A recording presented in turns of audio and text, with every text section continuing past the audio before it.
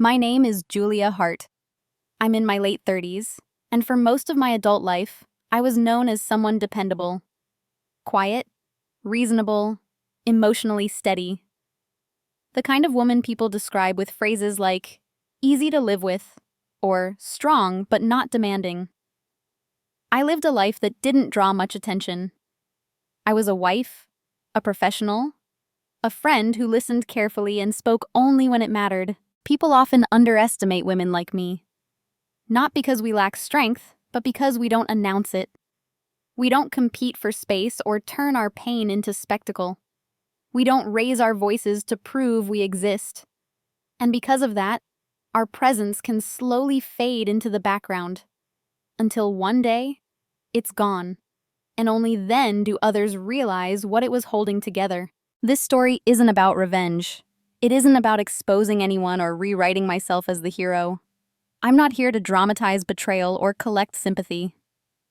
What I'm sharing is something quieter and far more honest. How my husband chose his mistress over me, and how that choice ended up costing him far more than he ever imagined. From the outside, it might look like everything fell apart suddenly. People like to ask, "Didn't you see it coming?" Or, "Why didn't you leave the moment you felt disrespected?" But betrayal rarely begins with a single, obvious moment. It starts with small dismissals, subtle shifts, conversations that end a little too quickly, decisions made without you, things that don't feel dramatic enough to confront, until one day, you realize they've quietly rewritten your place in your own life. This story unfolds slowly, because that's how emotional erosion really works. I'll talk about who I was in that marriage, the role I was gently, almost invisibly assigned. The moment something inside me shifted, not in anger, not in tears, but in clarity. I'll share how my silence, once mistaken for passivity, became intentional, and how observation, patience, and self-respect changed the outcome in ways no argument ever could. There are no villains shouting in this story.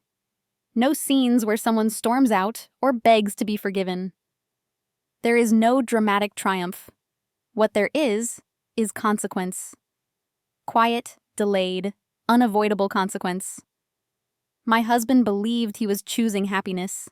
He believed he was walking away from something replaceable.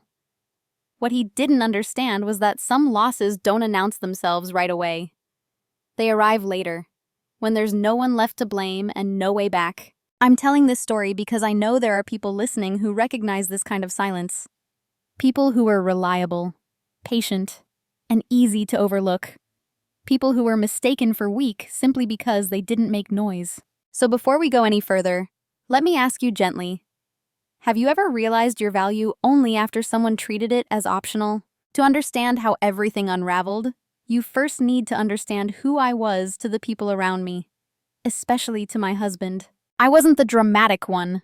I wasn't the woman who demanded reassurance or constant attention. I didn't check phones, didn't ask where he was every hour, didn't test loyalty with accusations disguised as jokes. I believed, genuinely, that trust was something you practiced quietly, every day, by giving the other person room to be themselves.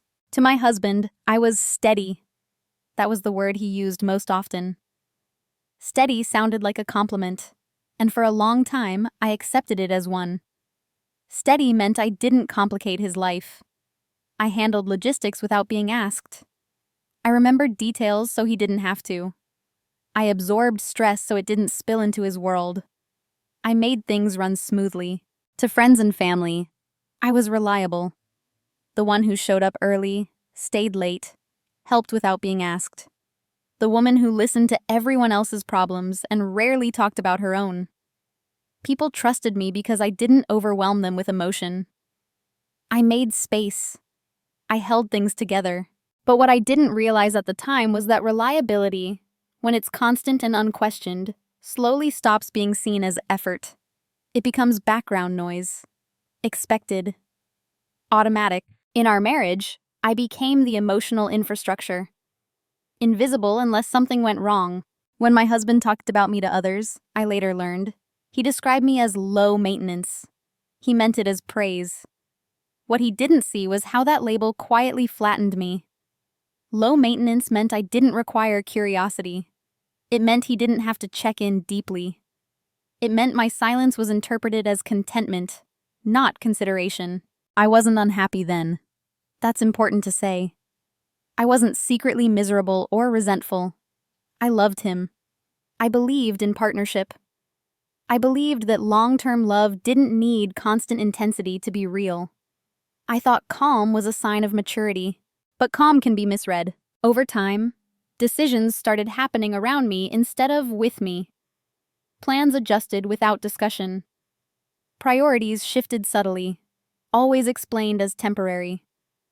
Work stress, fatigue, just a busy phase. And because I didn't protest loudly, because I didn't create scenes, those shifts went unchallenged. People assume invisibility comes from weakness. It doesn't. It often comes from competence. I handled things so well that no one questioned whether I should keep handling them. At social gatherings, I noticed how conversations moved. My husband was animated, energized. People leaned toward him. I stood slightly to the side, smiling, listening, filling in gaps when needed. No one ignored me intentionally. They just didn't orient toward me. I was part of the structure, not the focus, and I played that role well. Looking back, I can see how my identity became functional. I was useful, predictable, safe. I didn't threaten change. I didn't challenge narratives. I didn't demand evolution. I made life easier. That's who I was to them. What I wasn't seen as was someone whose presence carried weight. Someone whose absence would be destabilizing. Someone whose quiet observation was not the same as agreement. I didn't correct that perception. Not because I didn't notice it, but because I believed that love didn't require constant self-assertion. I believed that being chosen once meant being chosen continuously. That belief wasn't naive, it was human. And this is where many stories like mine get misunderstood. People ask why someone would stay in a role that made them invisible. But invisibility doesn't feel like erasure at first. It feels like peace. It feels like harmony. It feels like maturity. Until the day you realize that your silence has been mistaken for consent. At that point, nothing has gone wrong yet. There's no betrayal you can point to. No clear villain. Just a growing sense that you are being experienced less as a person and more as a constant. I was Julia Hart, the steady one, the reasonable one, the woman who didn't need much. And that's exactly why no one noticed when the first small cut appeared. The first small cut didn't look like betrayal. That's why it stayed with me. It happened on an ordinary evening, the kind you forget unless something shifts. We were at a small dinner, nothing formal. A few colleagues of his, their partners, low music, half-empty wine glasses. I remember standing in the kitchen, finishing a conversation with someone's wife, when my husband called out from the living room. "Julia," he said casually, "can you grab the folder from the car? I forgot it." The tone mattered more than the request. It wasn't rude. It wasn't sharp. It was automatic. As if the task had already been assigned before he spoke. I paused for half a second, long enough to register the feeling. Then I went. When I came back inside, one of the women smiled at me sympathetically and said, "You're so organized. I wish my husband remembered things like that." Everyone laughed. The moment passed. But something inside me stayed still. It wasn't the errand. I didn't mind helping. What unsettled me was how naturally the room accepted that role for me, and how naturally he had given it. No one questioned why I was the one stepping out into the cold night. Not even me. Later that evening, as conversations shifted, I tried to contribute a thought about a project my husband had been working on. I knew the details. We'd talked about it at home. I wasn't interrupting. I was adding context. He corrected me. Gently, publicly. "Not exactly," he said with a smile, and continued talking as if I hadn't spoken. It was small, polite, almost kind. No one reacted. No one thought it mattered. I smiled too. I always did. But I remember the exact sensation in my chest. A slight tightening. Not pain. Recognition. I told myself I was being sensitive. Those public conversations were messy, that he hadn't meant to dismiss me, that this was what mature relationships looked like. Flexibility, not ego. And maybe that's why it stayed with me, because nothing about it justified confrontation. There was no argument to have. No boundary was clearly crossed. If I'd brought it up later, I would have sounded petty, oversensitive, dramatic. I could already hear the explanations forming before I spoke. He didn't mean it. It was nothing. You're reading too much into it.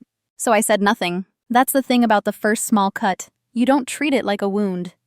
You treat it like a thought you should ignore. In the days that followed, nothing outward changed. He was affectionate, attentive enough. Life continued smoothly, which made the moment feel even smaller in comparison. But my mind returned to it, not emotionally, but analytically. I replayed the scene without anger. I noticed details I'd missed the first time. How hadn't looked at me when he asked. How his correction hadn't included me back into the conversation. How easily I'd stepped into the background. What unsettled me most was not his behavior, but the pattern it hinted at. That moment quietly redefined something, not in him, but in me. I started noticing other, similar moments. Not because I was looking for them, but because once you feel a shift, your awareness adjusts. A joke that landed at my expense and moved on too quickly. A decision was made after it had already been made. A story retold without me, even though I'd been there. Each instance on its own was insignificant. Together, they formed a shape I couldn't quite name yet. Everyone else seemed comfortable with it. Friends still described us as solid. Family admired how easygoing I was. No one saw a problem because nothing was loud enough to be one. And I understood why. If someone had asked me then whether I felt disrespected, I would have said no. Honestly, what I felt was adjusted, slightly repositioned, like a chair moved a few inches back from the table. Still included, just not centered. The first small cut doesn't bleed. It doesn't demand care. It simply teaches you something about how you're being held and how easily that grip can loosen. I didn't confront him. I didn't change my behavior. I didn't withdraw or test him. But I remembered, and that memory became a reference point. A quiet internal note that said, this mattered, even if no one else noticed. That was the moment I stopped assuming alignment and started observing reality. Once the first small cut had happened, the others didn't feel as sharp. That's how normalization works. It doesn't escalate dramatically. It smooths over what should have stood out. At first, I told myself nothing had changed. I was still loved, still chosen, still part of a partnership that functioned well. I had no reason to doubt that. So, when similar moments appeared, I explained them away with the same calm logic I used for everything else. He interrupted me more often in group settings, not aggressively, just enough to redirect attention. I learned to pause mid-sentence, waiting for a space that rarely returned. When it didn't, I told myself it wasn't intentional. Some people are just more verbal. Some rooms are louder than others. At home, conversations are shortened. Not because we fought, but because I adjusted. I learned which topics held his interest and which ones didn't. I saved my thoughts for later, then forgot them when later never came. I convinced myself this was efficiency, not erasure. When he began spending more time on his phone, I didn't question it. Work was demanding. He had responsibilities. I respected that. Respect to me meant not intruding where I wasn't explicitly invited. That's an important distinction. I believed respect meant restraint. There were evenings when he would come home distracted, mentally elsewhere. I filled the silence with practical updates, things that needed attention, plans for the weekend, reminders. I became logistical instead of emotional, not because I was shut down, but because logistics were welcomed. Emotion required space. Space felt like a burden. Sometimes he'd respond with half answers, sometimes with silence. I adjusted again. This is how disrespect becomes normalized. Not through cruelty, but through accommodation. I noticed that when I disagreed with him, even gently, the atmosphere shifted. Not into conflict, but into distance. He'd withdraw slightly. Conversations would cool. The ease would disappear. So I learned to choose my words carefully, to soften opinions, to frame disagreement as questions, then stop asking them. I wasn't afraid of him. I was afraid of destabilizing what still worked. Friends praised our relationship. "You two never fight," they'd say. "You're so calm together." I nodded, smiling. It felt like validation at the time. Proof that maturity looked like this: measured, composed, untroubled. What no one saw was how much calibration that calm required. I was constantly adjusting my volume, my timing, my expectations. Not consciously, not with resentment, but with the belief that love was something you protected through understanding. The truth is, I was slowly being trained, not by force, by pattern. The more I adapted, the more my adaptability was expected. The more I stayed quiet, the more my quietness was interpreted as agreement. And the more that interpretation settled, the harder it became to challenge without seeming to change suddenly. That's the trap of being easy to be with. You become easy to overlook. There were moments when a flicker of irritation rose in me, when he dismissed a concern too quickly, or forgot something that mattered to me. Each time I asked myself the same question: is this worth addressing? And each time the answer felt like no, not because it wasn't real, but because it didn't feel important enough to justify discomfort. I told myself I was choosing peace. What I didn't realize was that I was also choosing invisibility. By the time I noticed how often my needs were minimized, I had already minimized them myself.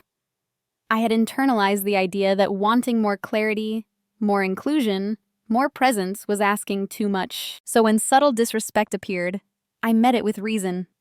When distance grew, I met it with patience. When my role narrowed, I stepped neatly into it. I became very good at making myself easy to live with. And in doing so, I made it easy for him not to notice what he was losing. Looking back, I don't judge myself for that. I understand why I did it. When you invest years into a relationship, you don't look for exits. You look for ways to maintain balance. But balance, when it's one-sided, slowly reshapes your sense of self. I didn't wake up one day feeling disrespected. I woke up one day realizing I no longer expected to be considered first. That realization didn't make me angry. It made me quiet in a different way. Because once disrespect becomes normal, the real question isn't why they do it. It's why you keep allowing it without noticing how much it's costing you. I didn't realize I had been assigned a role until I noticed how uncomfortable it felt to step outside of it. By then, the expectations were already set, not through conversation, but through repetition.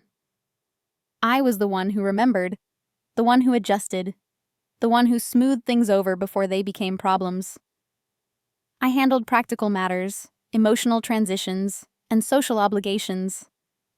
I was the quiet constant in a life that moved quickly around me. No one explicitly asked me to be this person. I simply became her because the role was available, and because I filled it well. In our marriage, I was the stabilizer. The background assurance that things would be taken care of. If something was forgotten, I'd remember. If tension arose, I'd diffuse it. If schedules clashed, I'd rearrange mine. I wasn't asked to do these things. I was expected to. What made it difficult to see was that the role came with praise. I was understanding, supportive, so easy to be with. Those words felt good at first. They sounded like appreciation. But over time, I realized they were also instructions. Understanding meant I didn't push. Supportive meant I didn't compete. Easy to be with meant I didn't need much. And slowly, that became the version of me everyone interacted with. When I did express a need, nothing dramatic, just a preference or concern, it was met with surprise. Not resistance. Surprise. As if I'd stepped out of character. "Oh, I didn't realize you felt that strongly." "You usually don't mind?" "You're normally so flexible." Those responses taught me something important. My flexibility had become my identity. I began to see how my husband interacted with me differently than with others. With colleagues, he explained himself. With friends, he negotiated. With me, he assumed alignment. My agreement was presumed unless stated otherwise, and stating otherwise required justification. I don't believe he consciously diminished me. I believe he adjusted to the version of me that required the least effort to maintain harmony. And I let him. There's a specific loneliness that comes with being useful but not fully seen. You're included, but not consulted. Valued, but not prioritized. Needed, but not considered fragile enough to protect. I was the safe place where pressure landed, the place where expectations rested, the person who would be fine. And because I was fine, capable, resilient, emotionally regulated, no one questioned whether I should keep carrying that weight. I started to notice how rarely anyone asked what I wanted. Not because they didn't care, but because they believed they already knew the answer. My preferences had become predictable. Whatever worked best for everyone else. The role I'd been assigned wasn't cruel. It was efficient. But efficiency doesn't leave much room for individuality. The most unsettling part wasn't that others saw me this way. It was that I had started seeing myself this way too. I preemptively dismissed my own needs. I filtered my thoughts before sharing them. I measured my emotional responses for appropriateness. I had become highly skilled at self-editing, and yet there was a quiet awareness growing beneath that skill. This role was narrowing me. Not dramatically, gradually. Like a room where the walls move inward so slowly you don't notice until turning around feels difficult. I wasn't angry. I wasn't planning an exit. I was still committed to the relationship. But something had shifted internally. For the first time, I asked myself a question I hadn't allowed before. What happens if I stop performing this role? Not out of defiance, out of curiosity. The answer wasn't immediate, but the question itself marked a change. Because once you recognize the role you've been playing, you can't unsee it. And once you see it, continuing to play it feels less like love and more like habit. I was Julia Hart. Dependable, adaptable, low maintenance. Reliable, useful, invisible. And the longer I stayed in that role, the clearer it became that no one else was going to release me from it. That decision, whether I would keep inhabiting it, was quietly becoming mine. The day something shifted didn't come with an argument. There was no raised voice, no dramatic discovery, no line crossed so clearly that it demanded immediate action. If you had been watching from the outside, you wouldn't have noticed anything different at all. That's what made it important. It was a morning like many others. Light filtering through the curtains, the familiar sounds of the house waking up. My husband was moving quickly, already dressed, phone in hand. He was distracted, but it was not unusual. I poured coffee, placed his cup on the counter the way I always did. He picked it up without looking at me. "Thanks," he said absently, already scrolling. That word, thanks, wasn't the problem. It was the absence that came with it. No pause, no eye contact, no awareness that another person had just done something for him. I stood there for a moment longer than necessary, holding my own mug, and felt something inside me settle. Not break, settle. It was the quiet realization that I could disappear from this moment without disrupting anything. If I hadn't made the coffee, he would have. If I hadn't been there, the morning would still have functioned. And yet, my presence added ease he no longer consciously registered. That thought didn't hurt. It clarified. Later that day, I replayed the moment. Not emotionally, but factually. I wasn't looking for evidence of wrongdoing. I wasn't suspicious or angry. I was simply awake. I noticed how often my actions smoothed his life without being acknowledged. How rarely he paused to notice me as a person instead of a function. How comfortable he was with my availability. And I realized something that surprised me. I didn't want to argue about it. I didn't want apologies. I didn't want reassurance. I didn't want him to suddenly perform attentiveness because I pointed out its absence. What I wanted was to understand the truth of my position. That day, I stopped filling the silence automatically. When he spoke, I listened. When he didn't, I didn't compensate. It wasn't intentional at first. It just felt unnecessary to keep bridging gaps that weren't being noticed. He didn't comment on the change. Not because he was indifferent, but because it was subtle.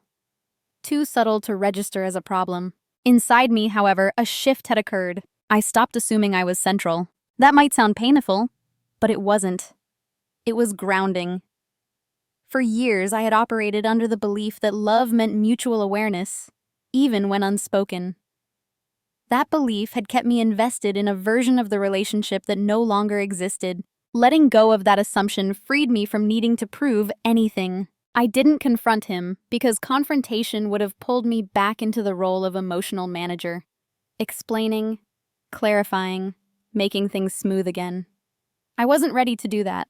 Instead, I began to observe. I watched how he responded to my quiet withdrawal of effort. Not as a test, as information. I noticed what he missed, and what he didn't. The result was telling. He didn't ask what was wrong. He didn't notice my internal shift. He noticed only when something practical didn't happen the way it usually did. That was the moment I understood the depth of the role I'd been playing. The shift wasn't about punishment or strategy. It was about self-permission. Permission to stop compensating for an imbalance that I hadn't created. I began to feel strangely calm. Not detached. Not numb. Calm in the way that comes when you stop arguing with reality. This was the relationship as it existed now. Not as it once had been. Not as I hoped it could be with enough patience. And for the first time, I asked myself not what I should do to fix it, but whether fixing it was still my responsibility. That question didn't demand an immediate answer, but it changed the direction of everything that followed. After that day, my silence was no longer accidental. It wasn't emotional withdrawal, and it wasn't punishment. It was a decision to stop filling space that wasn't being respected. I didn't announce the change. I didn't frame it as a boundary or a phase. I simply stopped explaining myself. When something didn't happen, I let it be noticed. Or not. When a plan was made without me, I didn't adjust my schedule to accommodate it automatically. I responded politely without overextending. From the outside, I looked the same. Calm, agreeable, easy to live with. That's the strange thing about strategic silence. It looks identical to compliance. My husband didn't confront me. He didn't sense distance in the way people expect to. Because the emotional labor I had withdrawn was invisible to him, he hadn't known it was there. Instead, he interpreted my quiet as acceptance. And in that interpretation, he grew more comfortable. He spoke more freely about his work, his stress, his ambitions, less about us. He assumed I was aligned, as I always had been. My lack of interruption reinforced that belief. I listened carefully, not with suspicion, with clarity. Silence gave me access to information I had never had before. Without my input guiding conversations, I heard where his attention naturally went. Without my presence smoothing interactions, I saw what he prioritized when left to his own momentum. Others, too, misread my silence. Friends commented on how chill I was. My family admired my patience. No one saw restraint. They saw composure. And that misunderstanding worked in my favor. I wasn't planning anything yet. I wasn't collecting evidence or plotting an exit, but I was learning. Learning how little effort was required to keep things running. Learning how much I had been compensating. Learning how easily my absence of input went unnoticed. That knowledge didn't make me bitter. It made me precise. There's a difference between being quiet because you're afraid to speak, and being quiet because you're listening. I had crossed that line. I began documenting moments. Not emotionally, factually. Dates, conversations, changes in behavior. Not because I needed proof of betrayal yet, but because I needed an accurate record. Memory, I knew, could be softened by doubt. Documentation couldn't. My husband grew more confident in his independence. He assumed stability because nothing challenged it. My silence confirmed his narrative that everything was fine. What he didn't realize was that silence can be a form of disengagement long before it becomes absence. I also noticed something else. My emotional energy returned to me. Without constantly managing the relationship, I felt clearer, more focused, less fatigued. The quiet created space I hadn't realized I'd lost. I wasn't becoming cold, I was becoming selective. People often think that power announces itself. It looks like control or confrontation. In reality, the most destabilizing shifts often happen when someone stops participating in an unspoken agreement. The agreement I had withdrawn from was simple. I will make this easier for you, even at my own expense. Once that agreement ended, the dynamic began to change, even if no one acknowledged it yet. My husband mistook my silence for loyalty. Others mistook it for patience. Only I knew what it really was. Preparation, not for revenge, for reality. I wasn't waiting for the right moment to speak. I was waiting to understand the full shape of what I was standing in. Because once you see clearly, you don't need to raise your voice. You just need to choose your next move carefully. What they never noticed was how much room my silence created. Without the constant need to respond, reassure, or smooth over tension, my attention turned inward, and outward in a different way. I wasn't withdrawing from life. I was finally observing it without interference. I began to notice patterns I had once been too busy managing to see. My husband's schedule had become less predictable. Not dramatically, just enough to require explanations that sounded rehearsed. Late meetings, sudden errands, messages answered quickly, then not at all. None of it would have raised alarms before. I had trusted the rhythm of our life. Now, I simply recorded the changes. I didn't confront him. Confrontation would have produced performance, not truth. Instead, I watched how he behaved when he believed nothing was being questioned. What surprised me wasn't the existence of secrets, it was how relaxed he was about them. He assumed I wasn't paying attention. That assumption came from years of my being accommodating. Years of me trusting. Years of me prioritizing peace over precision. I began keeping notes. Not out of paranoia, but out of respect for reality. Dates when plans changed. Conversations that didn't align. Financial movements that hadn't been discussed. I wasn't looking for a story to tell. I was building a map. At the same time, I quietly redirected my energy. I reviewed our finances carefully, something I had once handled passively. I reacquainted myself with accounts, assets, and obligations. I updated passwords, not to lock him out, but to know exactly where I stood. I consulted no one. I asked no questions that would raise suspicion. Everything I did was reasonable, invisible, justified by responsibility. People often think preparation looks dramatic. It doesn't. It looks like calm competence. My husband grew more confident in his autonomy. He mistook my lack of inquiry for trust, my lack of reaction for loyalty. He believed the structure of our marriage was solid because I wasn't challenging it. That belief made him careless, and carelessness reveals more than confrontation ever could. I learned how he spoke about me when I wasn't present. Not through spying, but through casual disclosures. Comments he didn't realize were telling. Phrases like, "Julia doesn't really mind," or "she's not the jealous type." Each statement was offered casually, without malice. But together, they formed a picture. I had been redefined in his mind as someone who would always adapt. That realization didn't wound me. It clarified my position. I also noticed how others interacted with me during this time. Friends assumed I was unbothered. Family leaned on my steadiness. No one suspected anything because I didn't look like someone losing ground. I looked like someone in control, and that appearance allowed me to continue preparing without interference. I read, quietly, about emotional patterns, about financial autonomy, about legal frameworks. Not because I planned to leave that day, but because knowledge reduces fear. I wanted to understand my options before I needed them. What they never noticed was that I stopped centering my decisions around his reactions. I made choices based on what preserved my dignity, not what preserved the image of harmony. I invested time in myself, professionally, emotionally, practically. I rebuilt parts of my identity that had been dormant. All of this happened without announcement. And because it happened without noise, it wasn't seen as a change. That's the paradox of quiet preparation. It doesn't threaten anyone until it's complete. By the time I understood what I was facing, not just infidelity, but displacement, I was no longer dependent on assumptions.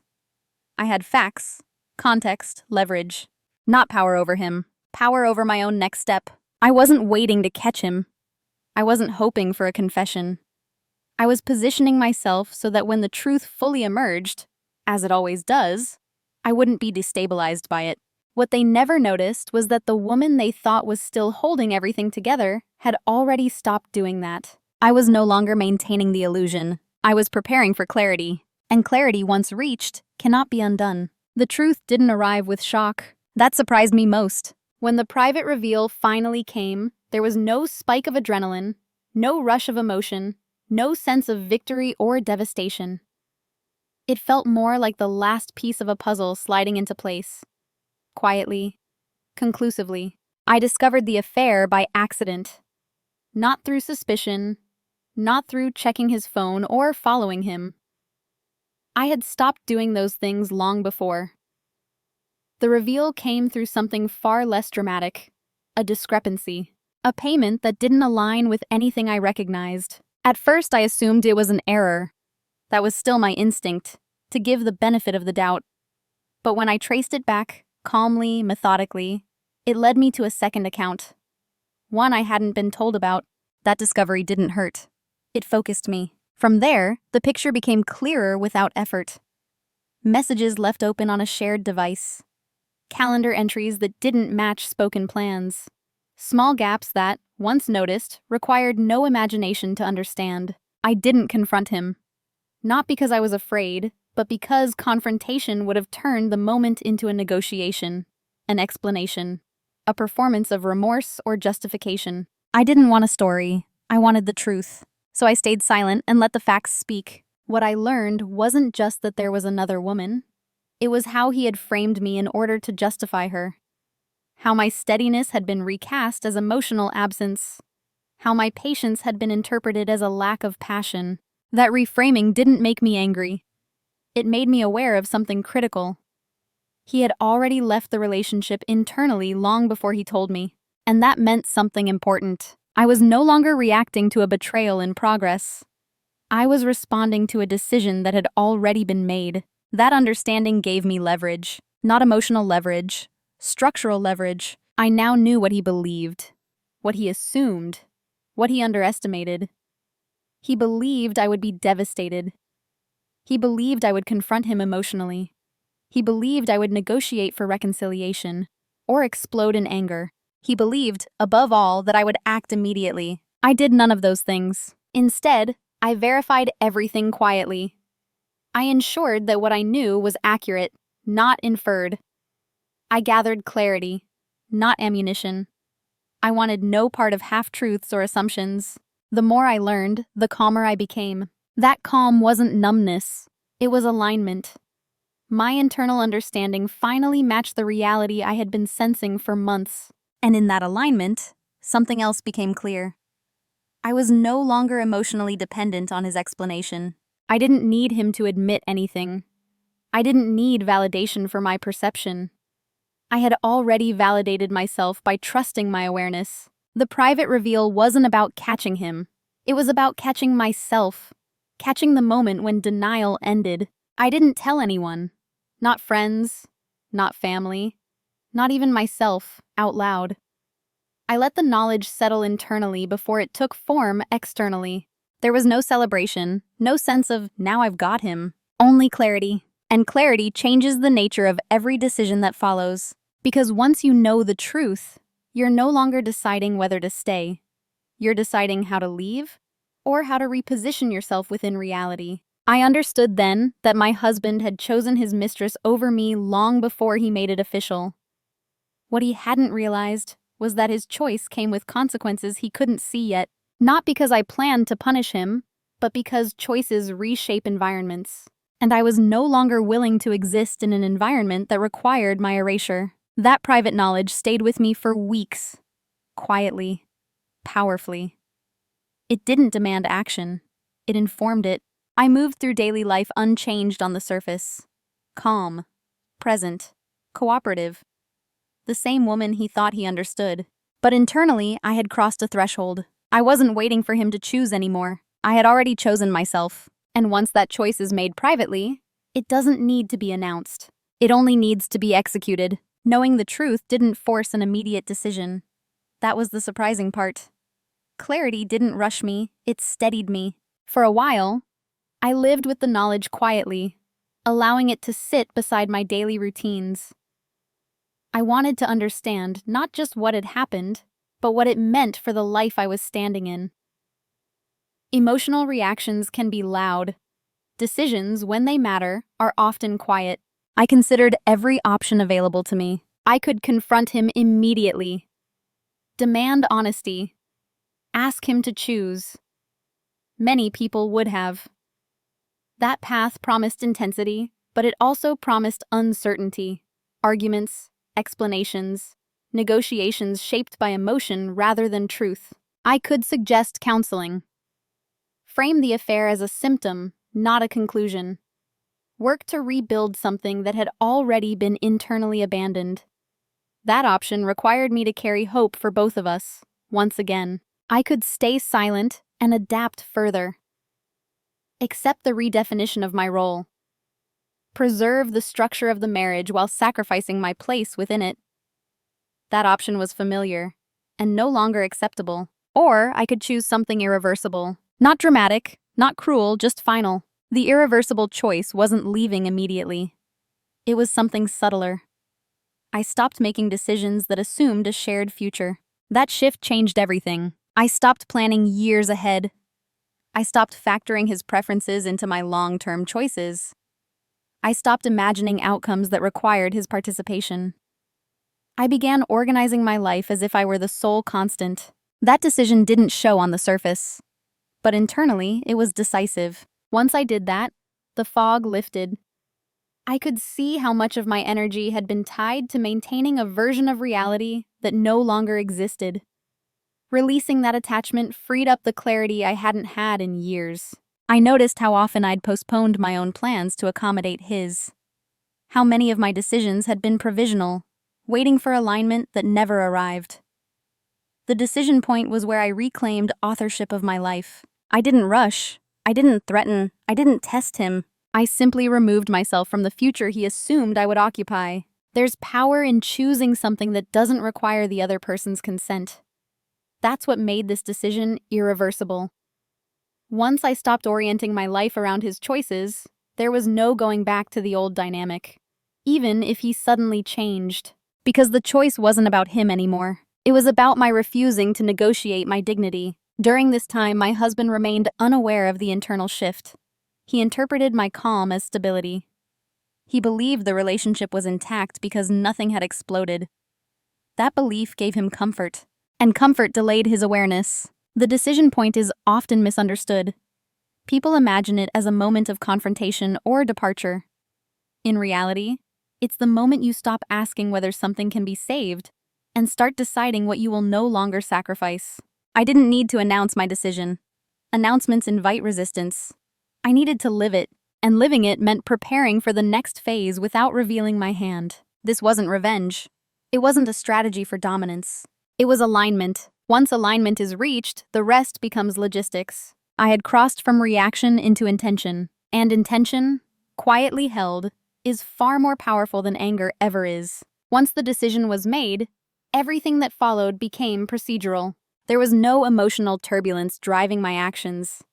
No urgency. No need to do something just to relieve pressure.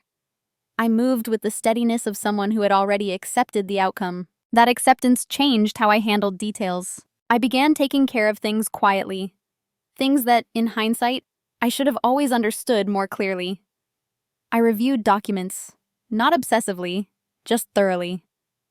I familiarized myself with the legal structure of our marriage, our assets, and our obligations. I didn't assume anything. Assumptions were what had brought me here. I spoke to professionals under neutral pretenses. I asked questions that any responsible adult might ask. I listened more than I spoke. I took notes. Knowledge replaced anxiety. Nothing I did was dramatic or suspicious. I wasn't hiding. I was simply no longer operating on autopilot. At home, I remained calm and cooperative. I didn't withdraw affection suddenly or create emotional distance that would raise concern. I understood something important. People notice change only when it disrupts their comfort. I made sure it didn't yet. My husband continued his routine, unaware that the foundation beneath it was shifting. He assumed continuity because I had always provided it. My silence, my composure, reassured him. That reassurance gave me time to position myself without pressure, time to ensure that when things eventually surfaced, I wouldn't be scrambling, time to protect myself from chaos. I stopped sharing certain plans, not out of secrecy, but out of independence. I began making choices that didn't require explanation, small ones at first, then larger. What surprised me was how little resistance there was. No one questioned my autonomy because they weren't accustomed to monitoring it. I had been so accommodating for so long that my quiet self-direction didn't register as defiance. That invisibility, once a liability, became protection. I also prepared emotionally, not by rehearsing confrontations, but by releasing expectations. I stopped hoping for accountability. I stopped imagining remorse as a prerequisite for closure. That detachment wasn't coldness. It was realism. The truth is, when someone has already justified their behavior internally, your pain rarely alters their narrative. Understanding that saved me from needing something he was unlikely to give. So I didn't ask. Instead, I ensured that my stability did not depend on his cooperation, that my future did not hinge on his honesty, that my sense of self was no longer tied to being chosen by him. All of this happened quietly. Friends noticed nothing unusual. Family commented on how grounded I seemed. My husband assumed I was simply busy, focused, and content. In a way, I was. I had stepped out of reaction and into control. Not control over him, but control over myself. Moving in silence doesn't mean moving with deceit. It means moving without explanation, without asking permission to protect yourself. It means understanding that once someone has removed you from their center, you are free to remove them from yours. By the time the external consequences began to surface, everything that mattered had already been put in place. And that's why, when the unraveling finally started, I wasn't afraid. I was ready. The consequences didn't arrive all at once. They never do. They arrived the way discomfort often does, quietly, unevenly, and without explanation. At first, they were small enough to be dismissed, easy to misattribute, too subtle to name. My husband was the first to feel it, though he didn't recognize it as loss. Things stopped working as smoothly as they used to. Not dramatically, just enough to create friction. Appointments conflicted. Details were missed. Emotional support that had once been automatic was suddenly absent. He noticed the inconvenience before he noticed the absence. At first, he assumed he was just tired, or distracted, or that work was demanding more than usual. He didn't consider that the emotional infrastructure he had relied on for years was no longer operating at full capacity. Because I hadn't announced my withdrawal, I hadn't argued or complained. I had simply stopped compensating. He began to feel unsettled, though he couldn't explain why. Conversations felt flatter. Home felt quieter. Not peaceful, just less responsive. When he spoke, I listened. But I am no longer absorbed. I no longer anticipated needs before they were expressed. That change was disorienting for him. People don't realize how much emotional labor they receive until it's gone. He began seeking stimulation elsewhere. Longer conversations on his phone, more time away. He mistook his growing discomfort for restlessness, not realization. Meanwhile, others began to feel it too. Friends noticed I wasn't always available. Not withdrawn, just unavailable. I no longer rearrange my schedule to accommodate last-minute requests. I declined invitations without elaborate explanations. I showed up when it worked for me. They adjusted. The family felt a subtle shift. I still cared, still listened. But I no longer carried everyone else's emotional weight. I let pauses exist. I let others solve their own discomfort. No one accused me of changing. They simply recalibrated around my absence. That's how you know the shift is real. Not when people protest, but when they adapt. My husband, however, struggled with the adaptation. He began asking questions that weren't really questions. Are you okay? You've been quiet lately. Is something bothering you? I answered honestly, but minimally. I'm fine. Just thinking. Nothing specific. I wasn't lying. I was no longer carrying the urge to explain myself. His unease grew because explanation had always been my role. Without it, he was left alone with his uncertainty. And uncertainty is uncomfortable for people who are used to stability being maintained for them. The consequences weren't punishment. They were exposed. Exposure to the reality that I had been holding more than my share. As weeks passed, the imbalance became harder to ignore. He sensed distance but couldn't locate its source. He tried to compensate with surface-level gestures, small talk, casual affection, routine questions. They didn't land the way they used to, not because I rejected them, but because I no longer built my identity around receiving them. That was the beginning of his confusion. He had chosen someone else, believing it would add something to his life. What he hadn't anticipated was the quiet subtraction that followed, the loss of emotional coherence, the loss of grounding, the loss of a presence that made things feel manageable.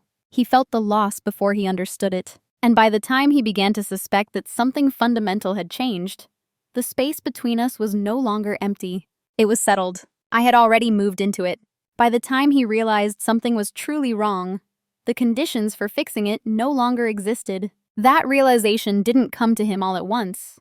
It arrived in fragments, missed connections, emotional delays, conversations that no longer landed.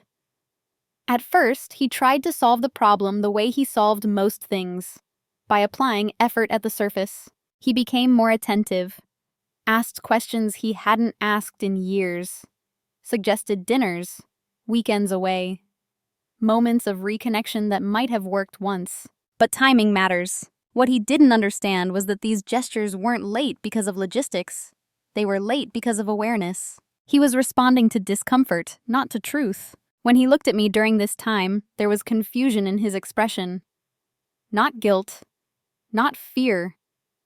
Confusion. As if the version of me in front of him no longer matched the one he believed he knew. You seem different, he said one evening carefully. I nodded. Not in agreement, just in acknowledgement. Different wasn't the right word.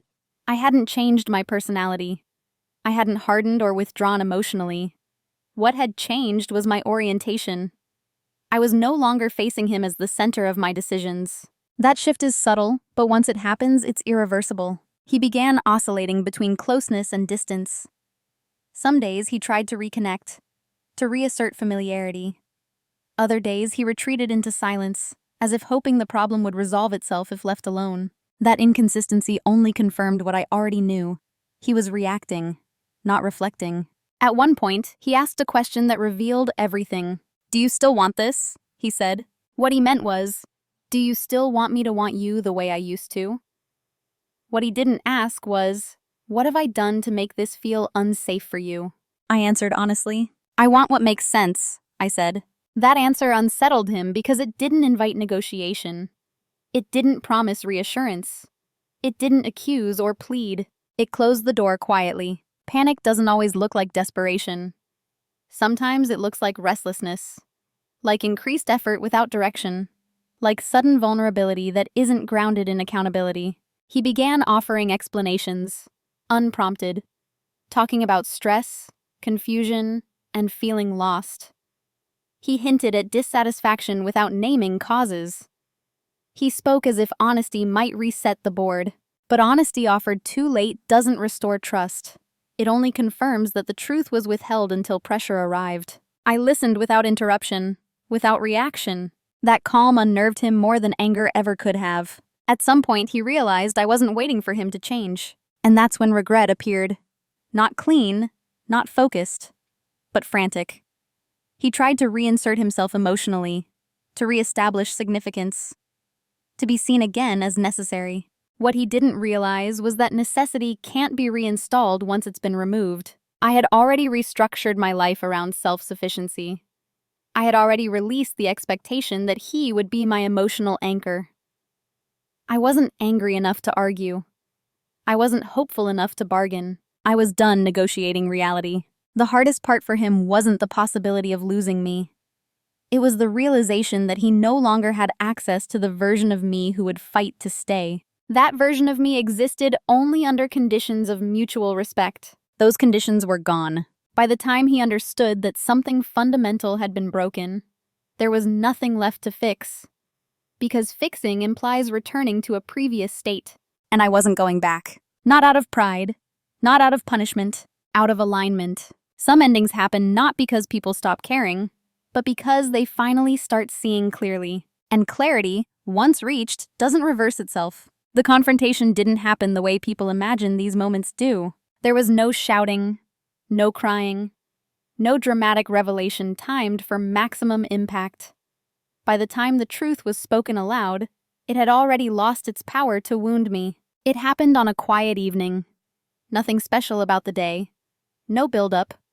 We were sitting across from each other. The house settled into its usual stillness. He looked tired. More than usual. Not physically, but mentally. Like someone who had been carrying tension without knowing where to put it. He spoke first. "There's something we need to talk about." I nodded. Not because I was bracing myself, but because I was ready. He didn't confess immediately. He circled the truth, offering fragments. Words like confused, lost, didn't mean for things to happen this way. He spoke carefully, watching my face for signs of reaction. There weren't any. Eventually, he said her name. I didn't ask questions. I didn't interrupt. I let the silence do what it needed to do. When he finished, he waited for anger, for disbelief, for devastation. What he got was stillness. "I know," I said. That was all. The look on his face shifted then. Shock, followed by something like fear. Not because I knew, but because I had known without him. "How long?" he asked. "Long enough," I replied. He tried to explain, to contextualize, to minimize the damage by turning it into a story about circumstances instead of choices. I didn't stop him. I also didn't engage. When someone finally speaks the truth after a long period of avoidance, they often want absolution disguised as understanding. I wasn't there to offer either. "I'm not interested in debating what happened," I said calmly. "I'm interested in what happens next." That was when he realized this conversation wasn't about saving anything. He asked if we could fix it. Asked if there was still a chance. Asked questions that came from urgency rather than reflection. I answered simply. "I won't stay in a relationship where I'm optional," I said. "And I won't compete with someone you chose." There was no accusation in my voice. No bitterness. Just a fact. He tried to reach for my hand. I didn't pull away, but I didn't respond either. Physical gestures, like words, mean little when they arrive after decisions have already been made.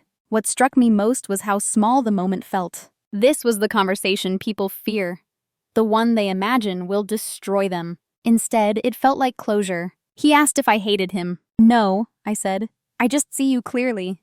That clarity was the thing he couldn't argue with. We discussed logistics, calmly, respectfully, without tension. There was grief, of course, but it was quiet grief. The kind that comes when you mourn something that ended long before it was acknowledged. When the conversation ended, there was no dramatic exit. No slammed doors. We went to separate rooms that night, both aware that something had concluded. Not exploded, concluded. I didn't feel victorious. I didn't feel defeated. I felt finished. And that, I learned, is what real endings sound like. Not loud, not chaotic, but unmistakably final. Who I am now is not the opposite of who I was before. That's important to say. I didn't become harder, colder, or less capable of love. I didn't reinvent myself through anger or decide that vulnerability was a mistake. What changed wasn't my nature. It was my orientation. I no longer define myself by how well I hold things together for others. For a long time, my identity was built around being dependable. Being the calm one. The person others could lean on without worrying that I might need something back. That version of me wasn't false, but it was incomplete. Now, I understand that strength without boundaries doesn't stay strength for long. It turns into availability. And availability, when it's unlimited, stops being valued. After the marriage ended, There was a quiet period where nothing dramatic happened. No sudden glow-up. No public declarations of freedom. Just space. And in that space, I began to notice myself again. I noticed how much energy I had. How light my days felt without the constant low-level monitoring of someone else's moods. How decisions became simpler when they only had to be honest, to me. I rebuilt my routines deliberately. Not to distract myself, but to anchor myself. I chose things that required presence. Things that didn't reward overfunctioning. Things that reminded me I existed as more than a stabilizing force. People around me adjusted to the new version of me naturally. I didn't explain the change. I didn't announce boundaries. I simply lived them. When I said no, I meant it, and didn't justify it. When I said yes, it was intentional, not reflexive. Some people drifted, others leaned in. That sorting happened without conflict. As for my ex-husband, our interactions became minimal and respectful. There was no ongoing emotional negotiation, no reopening of wounds.